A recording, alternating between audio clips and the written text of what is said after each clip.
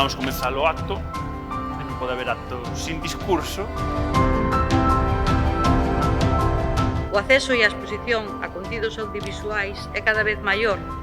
Asistimos a un crecemento da produción audiovisual feita na Galiza. Da memoria dunha muller, unha singular traxectoria dentro do xornalismo, a literatura, o cine. Premiando a investigación audiovisual, que é importante é ter ensaios.